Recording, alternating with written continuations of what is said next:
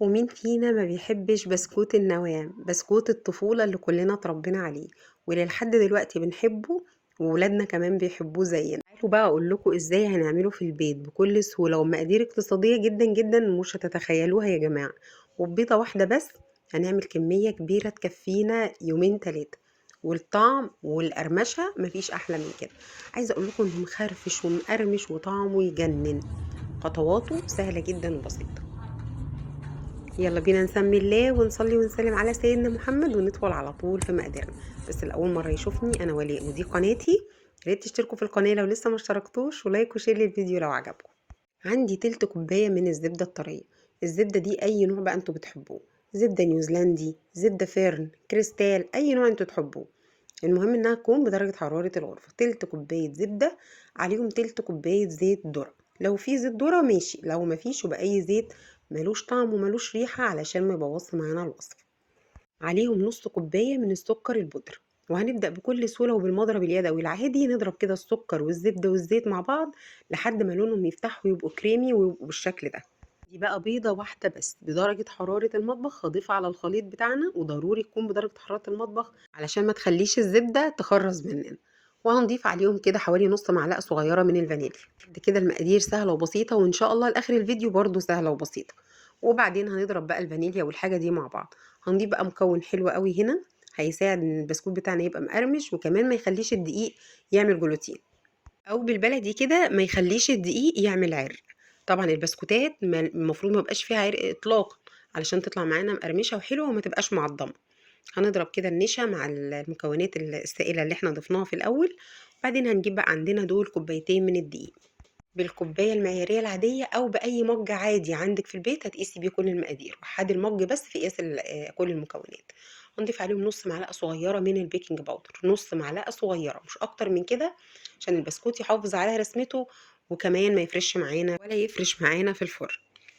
اول ما بنضيف الدقيق بقى يا جماعه بنحاول ان احنا ما نعجنش خالص، احنا يا دوب بالسباتيولا كده هنبدا نلم المكونات على بعضيها، وممكن بايدينا عادي بس برضو ما بنعجنش، يا دوب بنجمع المكونات كده علشان الدقيق ما يعملش عرق زي ما قلنا. وفي الوصفة دي لو هتسألوني ايه الدقيق اللي نستخدمه، طبعا يفضل يكون دقيق خاص بالكعك والبسكوت، او دقيق متعدد الاستخدام لكن يكون نوع فاخر.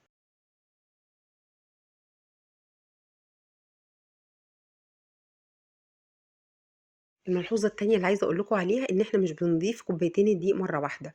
انا ضفت كوبايتين شلت منهم معلقتين تلاتة، علشان نوع الدقيق بيختلف من شركة للتانية ومن اسم للتاني في امتصاصه للسوائل.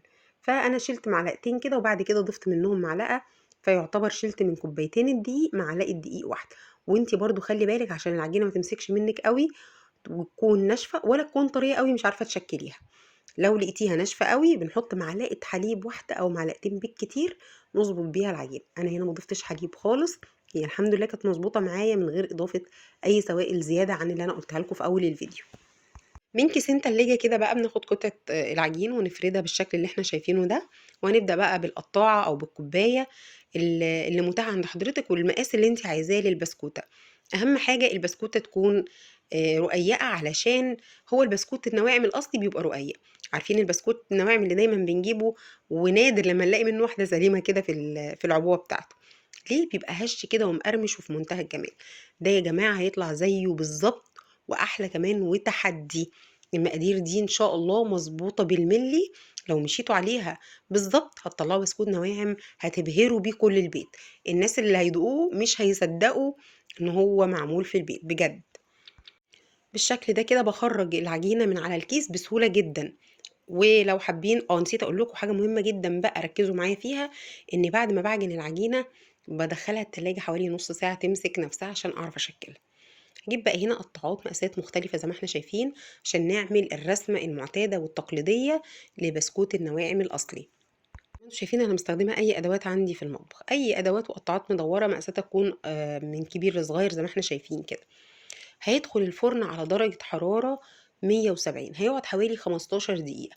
درجة التسوية دي بقى ترجع لكم، احنا بنحب البسكوت في البيت هنا يبقى مقرمش شوية، فانا حمرته شوية كده وطلع بصراحة جامد جدا جدا جدا، خطير. انا عايزة اقول لكم الولاد انبهروا بيه وانا انبهرت بيه، ودي اسهل وصفة وعملتها اكتر من مرة في اسبوع واحد، ليه؟ هي خلاص حلوة أوي في الفطار، وأحيانًا كمان في العشا بياخدوها مع كوباية شاي، مع كوباية لبن.